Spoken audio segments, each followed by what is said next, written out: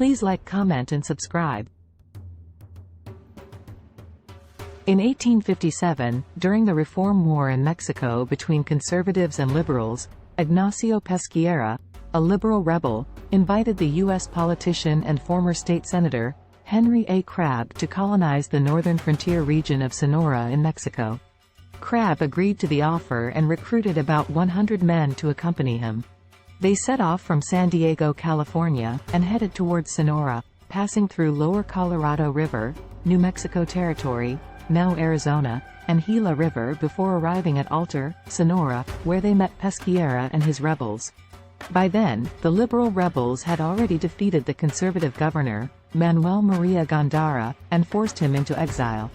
However, Pesqueira was criticized by his followers for using Americans in the war as he no longer needed the colonists from the U.S. Thus, the liberals decided to destroy the expedition.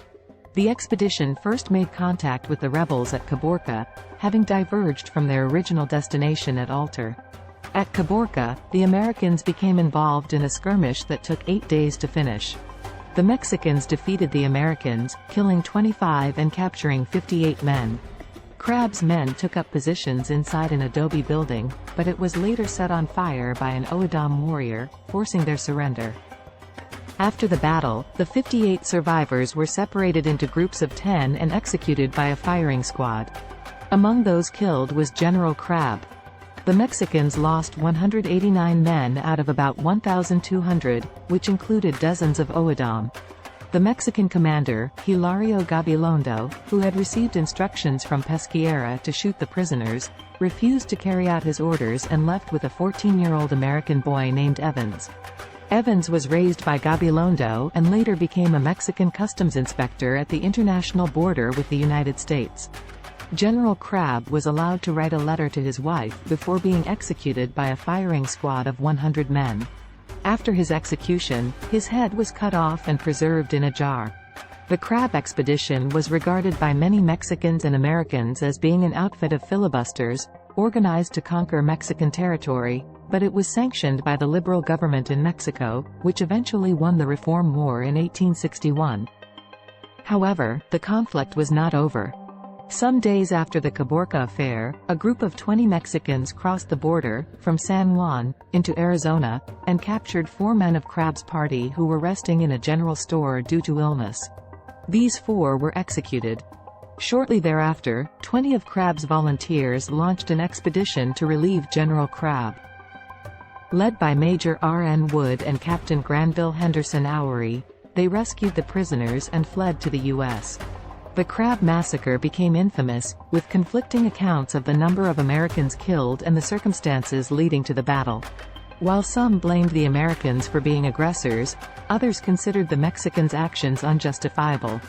The massacre also highlighted the volatile relations between Mexico and the United States, which would lead to future conflicts. In the aftermath of the Crabb Massacre, tensions between Mexico and the United States remained high. The American government demanded justice for the deaths of their citizens, while Mexico maintained that the Americans had entered their territory illegally and were therefore the aggressors. President James K. Polk, who had already been eyeing Mexican territory, used the incident as an excuse to declare war on Mexico. The Mexican-American War began in 1846 and lasted for 2 years, resulting in a significant loss of territory for Mexico. The Crabb Massacre became a rallying cry for American politicians and citizens who sought to expand the country's borders. It also highlighted the growing tensions between the 2 neighboring countries, which would continue to simmer for decades. Back in the small town of San Patricio, the residents were devastated by the loss of their loved ones. Many were left widowed and orphaned, struggling to make ends meet without the support of their breadwinners. The town also became a target of retaliation from the Mexican army, who suspected that the residents had aided the American invaders. Homes were ransacked, and many of the town's inhabitants were taken prisoner or killed. As the years went by, the memory of the Crabb Massacre faded into history. San Patricio was eventually rebuilt, and new families moved in to replace those who had been killed or forced to flee. But the scars of the tragedy remained, passed down through generations of families who remembered the loss of their ancestors. For them, the Crabb Massacre was not just a footnote in history but a personal tragedy that had forever changed their lives. Today, San Patricio is a quiet, unassuming town, nestled among the rolling hills of northern Mexico. Visitors to the area may never know the dark history that lurks beneath its idyllic facade, but for the residents of San Patricio, the memory of the Crabb Massacre is an ever-present reminder of the fragility of peace and the cost of conflict. Thank you for watching. Please like, comment, and subscribe.